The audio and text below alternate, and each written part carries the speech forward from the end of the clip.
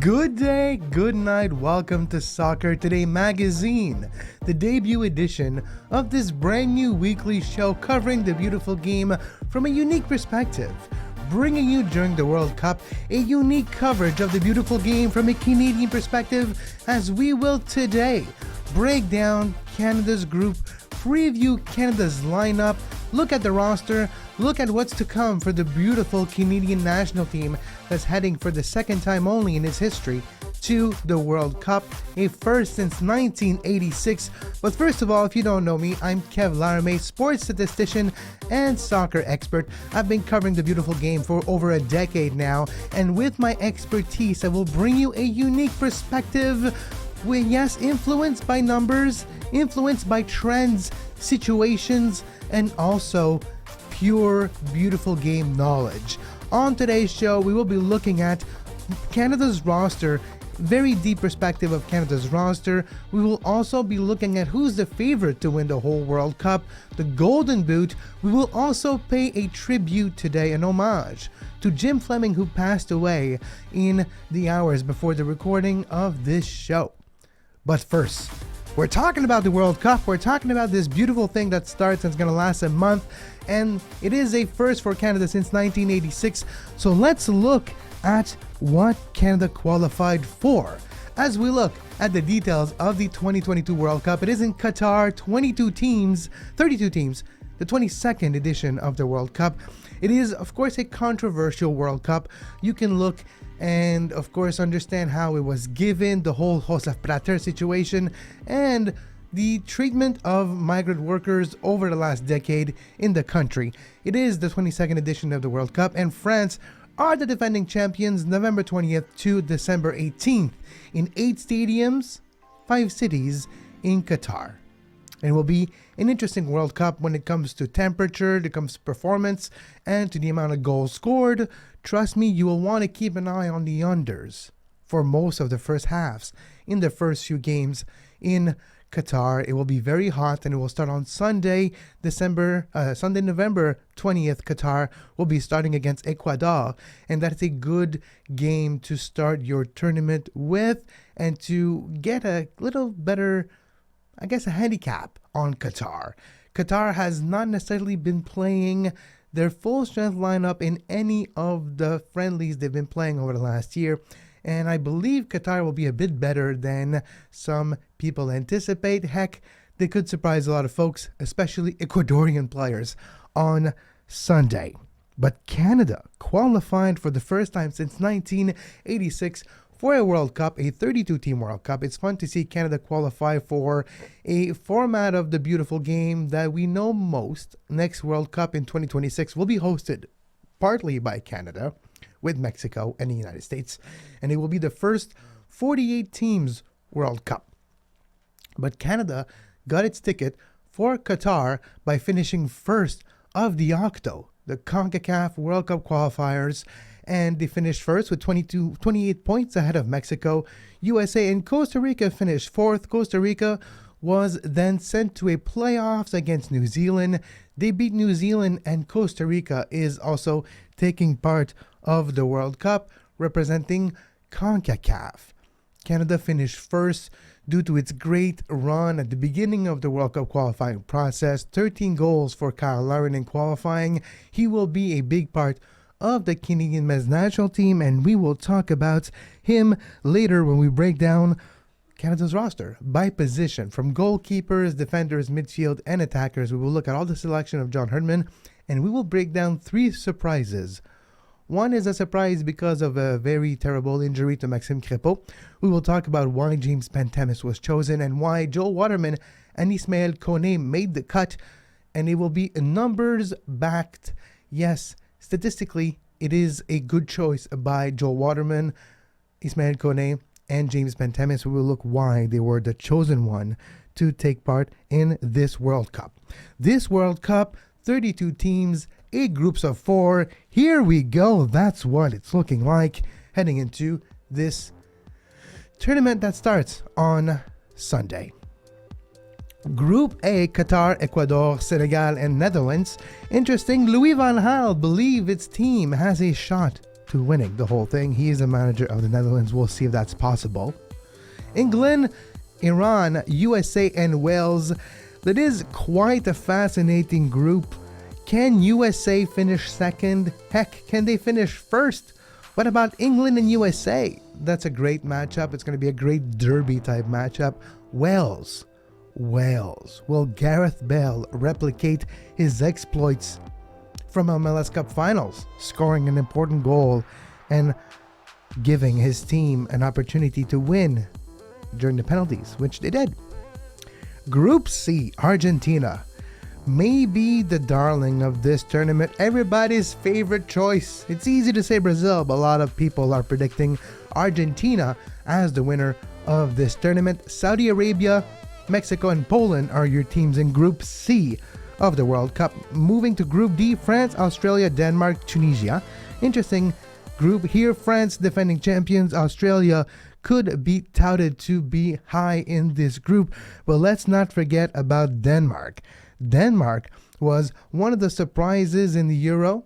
They do have their talisman Eriksen back in form and healthy and available for this tournament. Group E, Spain, Costa Rica, Germany, and Japan. That is an underrated group. Costa Rica, yes, it's not a good version. They're not in a good cycle. They could finish last in this game. Japan also not in their favorite cycle. Japan just lost to Canada 2-1 in a friendly. We will break down that game statistically and the starting 11 of that game in just a few minutes. But Spain is the favorite in Group E with Germany. Germany, dark horse, maybe even favorite in this competition. Group F, Canada's group. The group that we will keep a very close eye on. If not, both our eyes, our feet, our legs, toes, and everything we have geared to that group. Belgium, the foes on November 23rd. Then Croatia, the next foes, and Morocco. We can look at Canada's schedule because Canada's schedule is a very interesting one. It all starts on November 23rd against Belgium, one of the best teams in the world. With, yes, Lukaku has been chosen by Roberto Martinez, the sporting director of the Belgium national team and the manager of the Belgium national team, Roberto Martinez.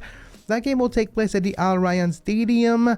It is the opening game for Canada in this tournament, a first game in the World Cup since 1986, and it wasn't necessarily a success in 1986, if we're quite honest with each other. They have had 3 losses, 5 goals against, no goals scored in 1986 when they were eliminated 24th of 24 in the group stage of the 1986 World Cup in Mexico. So this time we expect Canada to score goals, and we expect Canada to give teams like Belgium some trouble. Depending on the choices for the starting 11 of John Herdman, Canada's lineup could give some trouble to Belgium on the flanks, and we'll look at that later when I give you Kevin's 11. Croatia on November 27th at the Khalifa International Stadium, 11 a.m. Eastern. By the way, if you are in Canada, you will be able to drink beer during these games. If you are going to be in Qatar for these games, I'm sorry to tell you, the time of the recording of this show, it was made public that at the end of the day, you will not be able to order alcoholic beer or beverages in stadiums. So good luck to all the voyagers who have traveled to Qatar. Morocco, last group game for Canada on December 1st at the Al Thumana Stadium at 10 a.m. Eastern. And that is Canada's World Cup schedule in Group F. Let's quickly finish our overview of all the groups before we move on to looking at the favorites for this World Cup.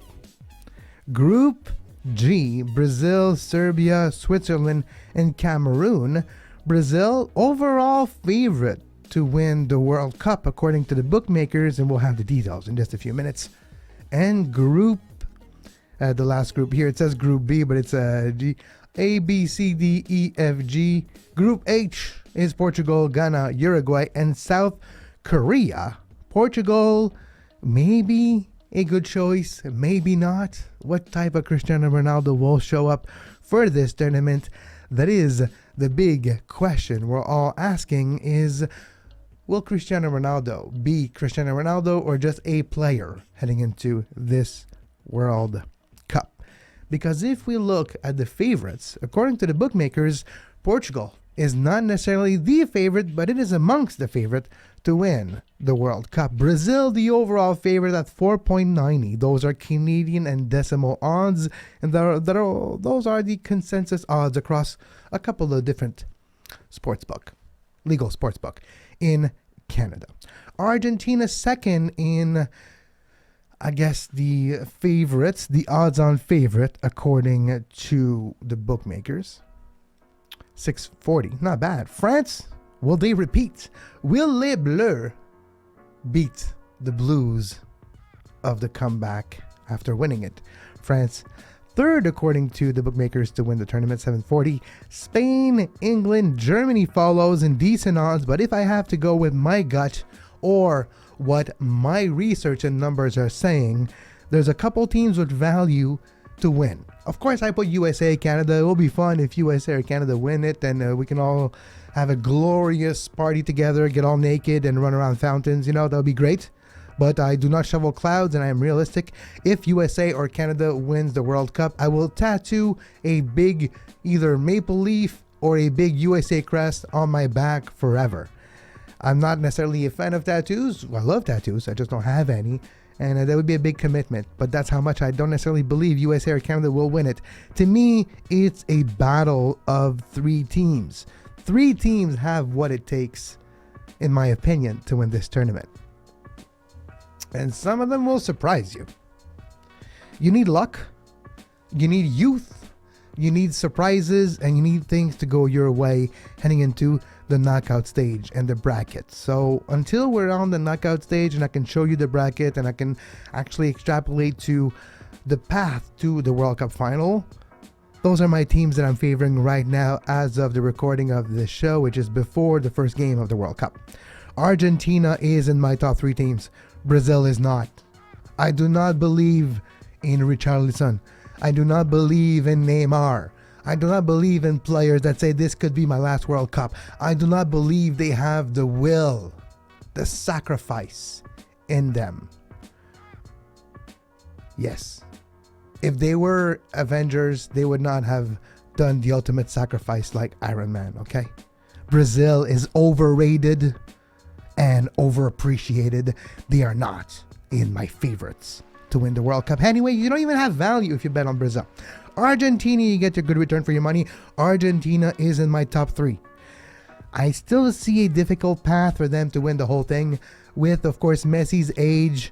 But, if there was a shot and if you can get chance from maybe my Golden Boot favorite, we'll talk about in a second, I can see Argentina being in the confetti on December 18th. My other top three team is... I almost went with France for the back-to-back, but no. Form does not indicate that France will be in there. Attitude does not indicate that France will be replicating their success from Russia 2018. Mbappe is not in the same form, and he will not necessarily be as hungry as he was 4 years ago, and that could be said for the entire France national team. You don't have the same Grisou, you don't have the same type of team. To me, a team that is hungry, youthful, and can really do a lot of damage depending of their path in the knockout stage is Spain. Spain is my second team of my top three team. And then we're moving to my third team, and the third team is Germany. Sorry, England. It's not coming home. It's not coming home this time around. And no, don't start the music. I don't want to have it queued up in my mind for the next month, but it's not coming home, unfortunately. And this will be Gareth Southgate's last tournament as manager. Mark my words. It's going maybe to Germany. Germany might be back. A tournament that managers will have a higher influence on the result than you think. It will be very hot, 38 degrees on average in most stadiums when it comes kickoff times in most days. This will favor teams that are well coached, that are well disciplined.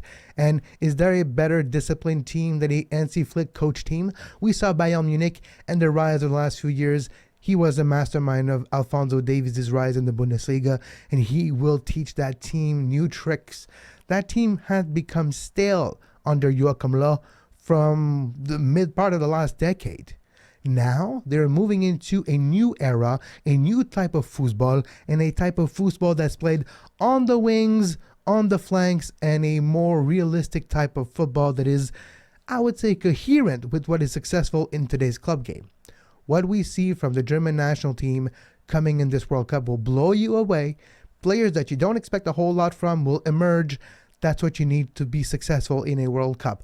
Luck, veteran, but there's always a youngster that pushed through and help one team be better than we expect and changes the outcome of the results of games. Of course, I just did a big oxymoron on the outcome of results, but that makes a big difference, and I think Germany could be that team. So if we go back to the odds board here, my favorite to win the World Cup, Kevin's top 3. Argentina, 640. You bet $1, you get 640 back.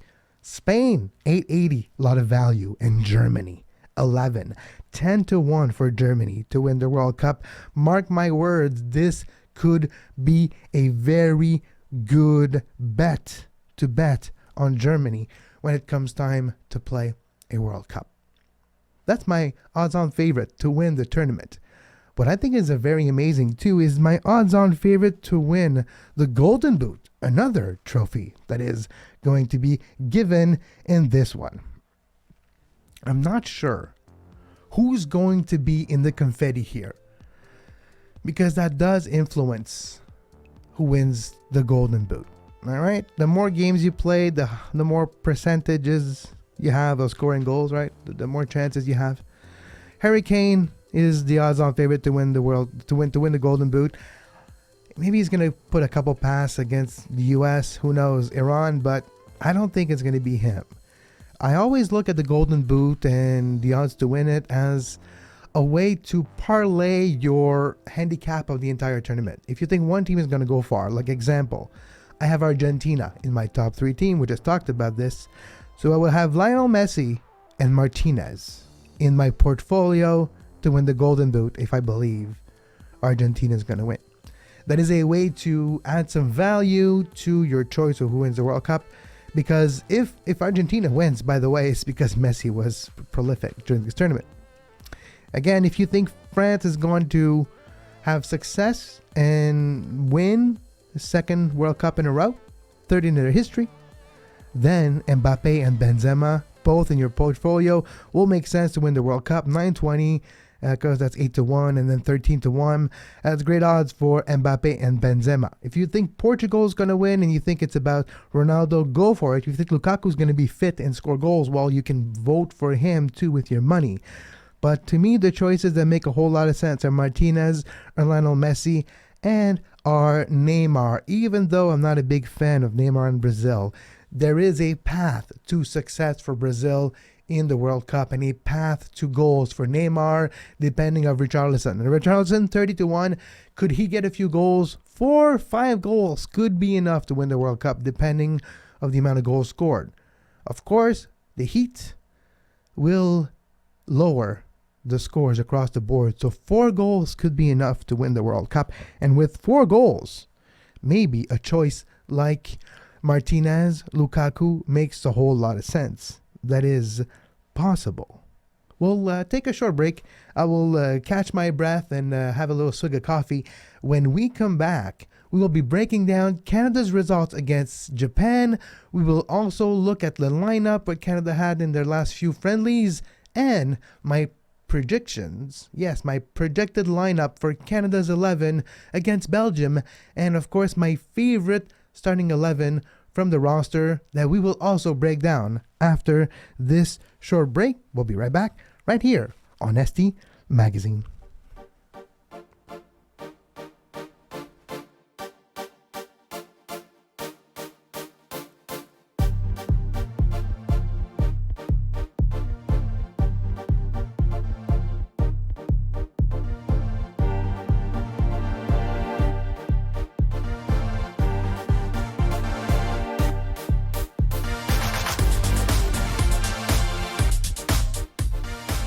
And we're back on ST Magazine. Time to talk about Canada, our World Cup preview from a Canadian perspective.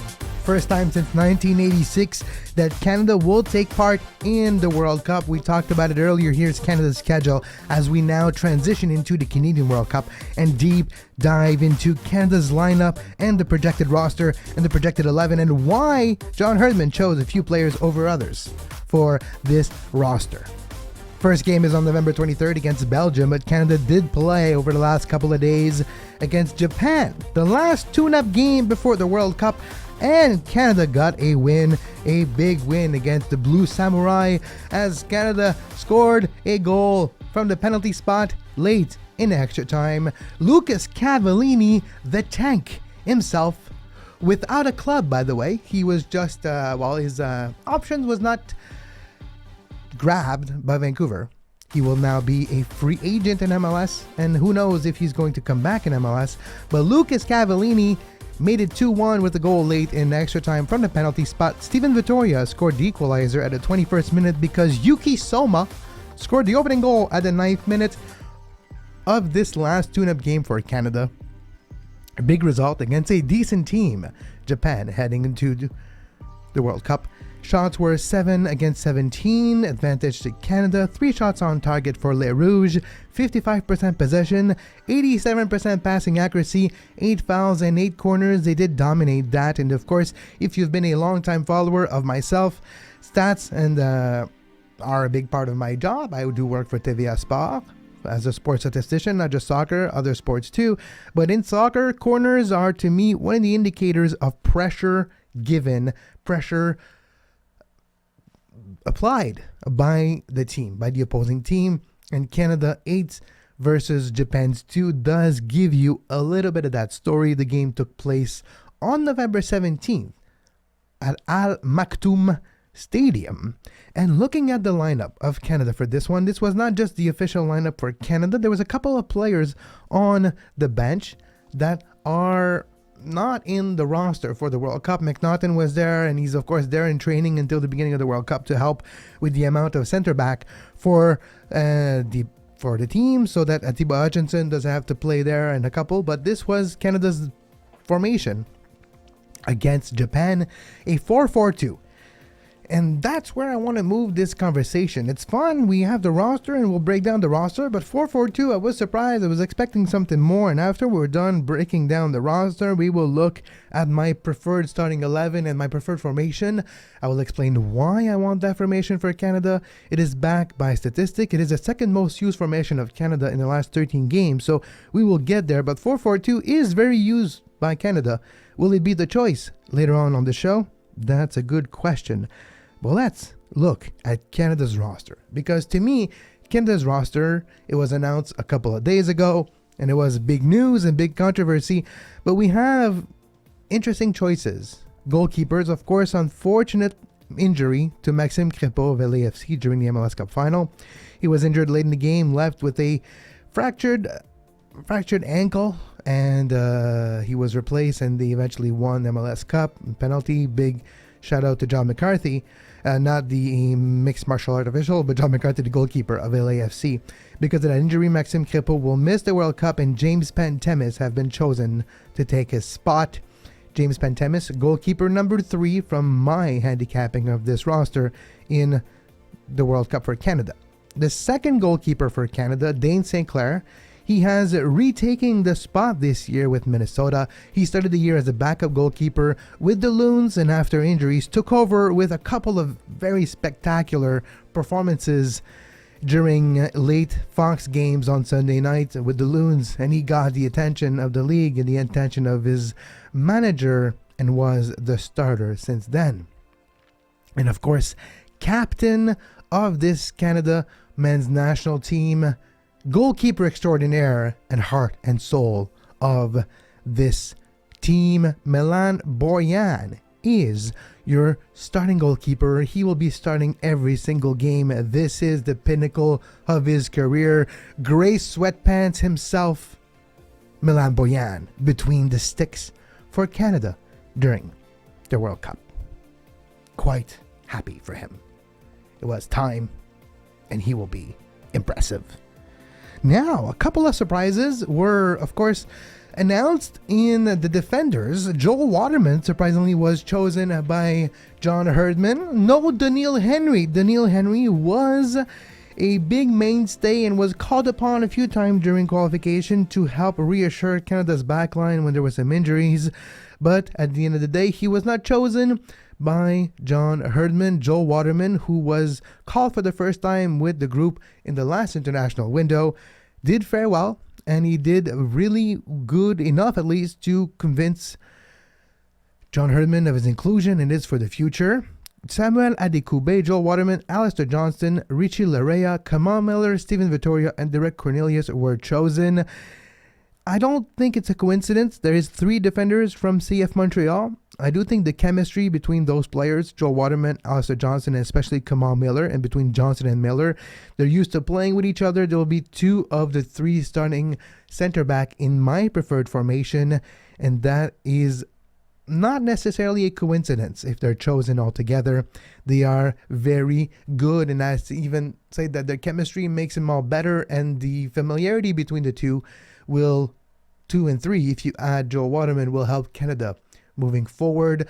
I wouldn't be surprised to see maybe Joel Waterman play a couple of minutes against Morocco, depending on the results of the first 2 games in this World Cup. We can continue now by looking at the midfielders, because there's come more surprises in the midfield department if we look at who has been chosen right now.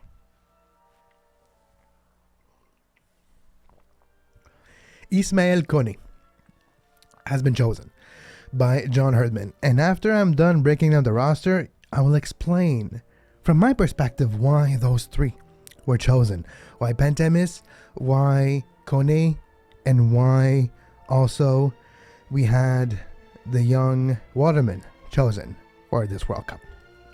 Liam Fraser, Ismaël Koné, Mark Anthony Kaye, David Wotherspoon, Jonathan Osorio, Atiba Hutchinson, Stéphane Eustaquio, who was just named Player of the Month, Midfielder of the Month in the Portuguese First Division, and of course Samuel Piette, who has been playing for the national team since he's 17, and he will be playing in Qatar. Congratulations to all the midfielders who made the team. It is quite interesting to see the mix of youth, veteran-like presence of Hutchinson, Eustaquio, Piette, and the youth of a Koné. To me, he's the wild card.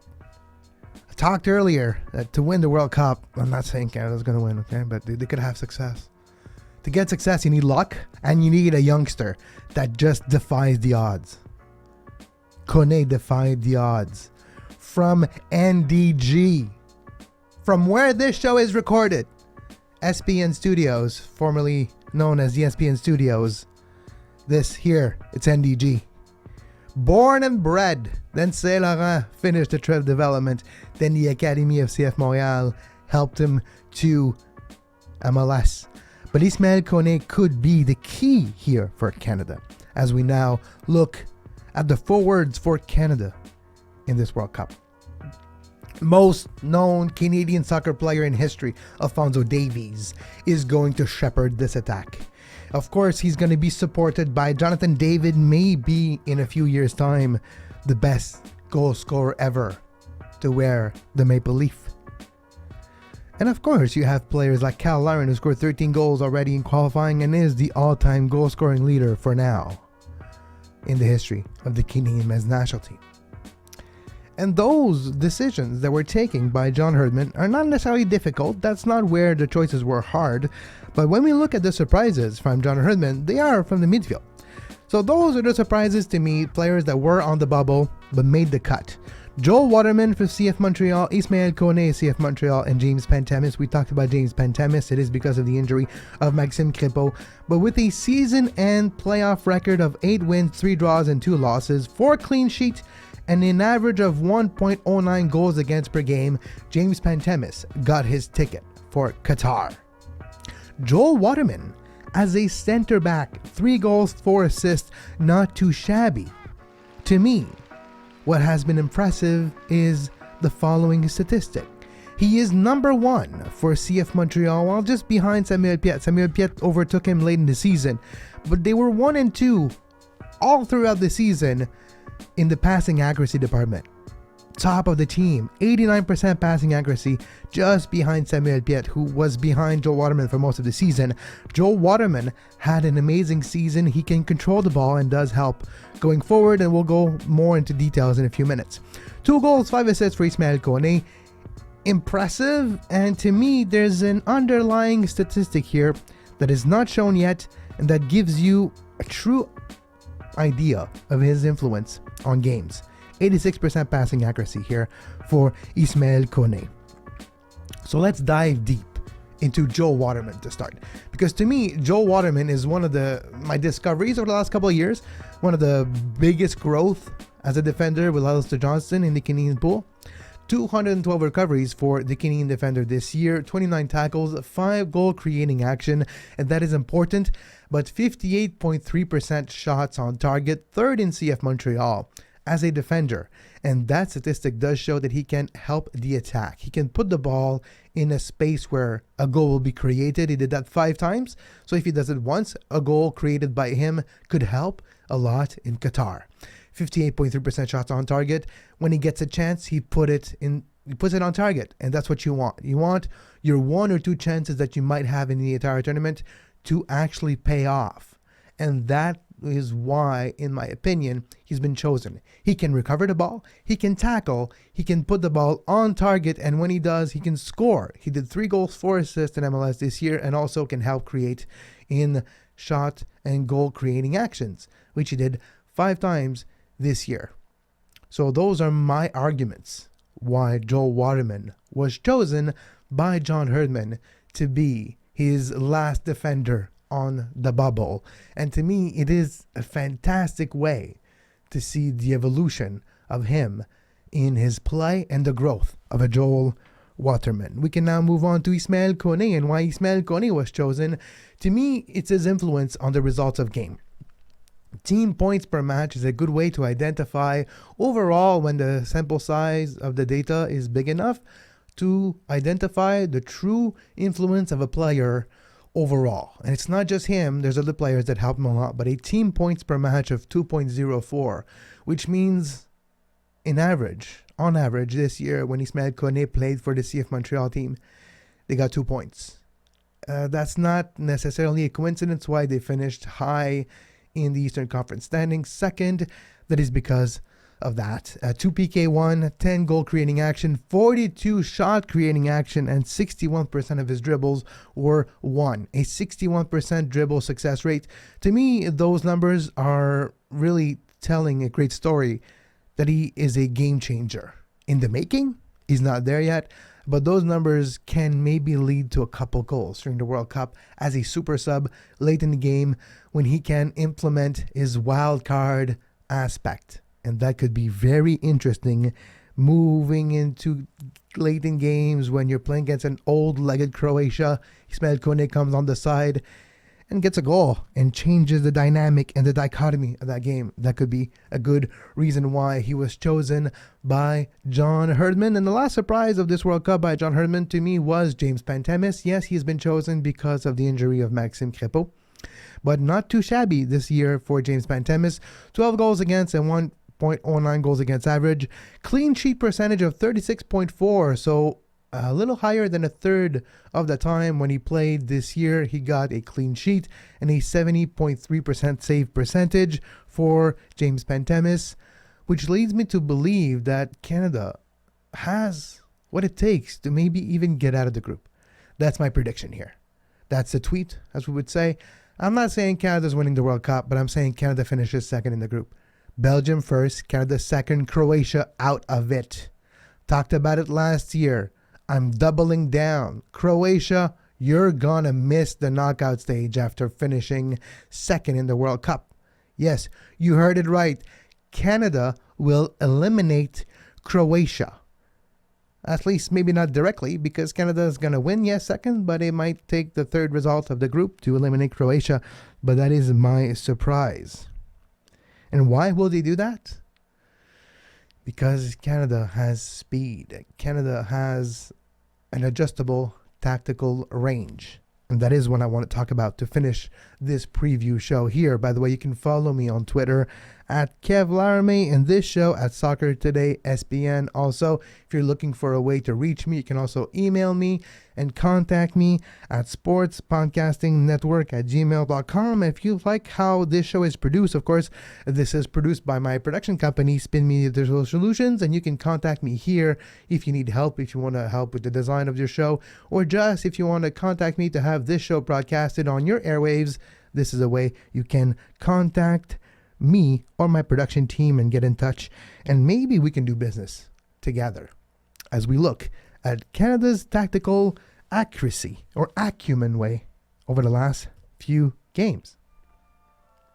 Over the last 13 games, Canada has used 6 different formations. 3-4-3 was used twice in the last 3 games. Not Japan. It was used in the other 2. So Qatar and Bahrain. 3-4-2-1 was used once. 3-4-3 was used 3 times before that. We also have the 4-2-3-1 used twice. The famous 4-4-2 was used 5 times, including the Japan game, 4-3-3, and then the 4-3-1-2.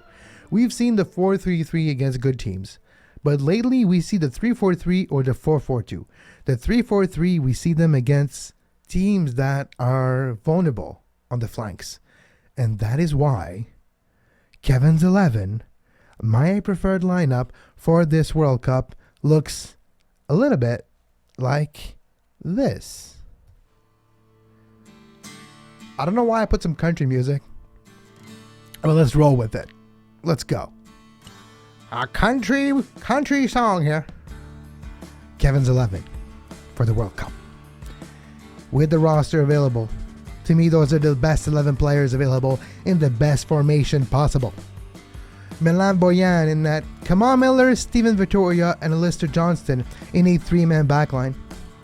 A midfield composed of Adekugbe as your left midfielder, but the corridor player on that side of the field. A midfield of Steven Eustáquio and Atitiba Hutchinson. I don't know why I said Atitiba, but Atitiba, or better known as TT Atiba Hutchinson, will be starting 11 material if he's fit in time. Tajon Buchanan will be the other wingster. I will call them the wingsters because you need that speed. Adekugbe and Tajon Buchanan. And why Adekugbe and Miller? Miller is really good to give the ball in the last third of the pitch, and that's where Alphonso Davies will be. The left side of Canada could be the most lethal side of Canada. Kamal Miller was in the top 10 of MLS for the pass in the final third last year. Same for Joel Waterman. So look for Joel Waterman to be Kamal Miller's replacement on that side. But Kamal Miller can put the ball on Alphonso Davies' foot, and that it could be dangerous for anybody that plays against Canada. And that is why that left side looks like that. And then, of course, Tajon Buchanan has that speed with Jonathan David. Jonathan David with Cale Larin, 2 goal scorers that can overlap and find themselves in great goal-scoring opportunity. This 3-4-3 would be lethal for the dangerous aspect of the flanks, with balls into Cale Larin, who's dangerous with his head. Alphonso Davies' speed cuts back in and finds an opportunity on goal. Overlaps, Miller finds another player in the final third, you get another opportunity on goal. That is what I'm foreseeing for Canada. This is Kevin's 11.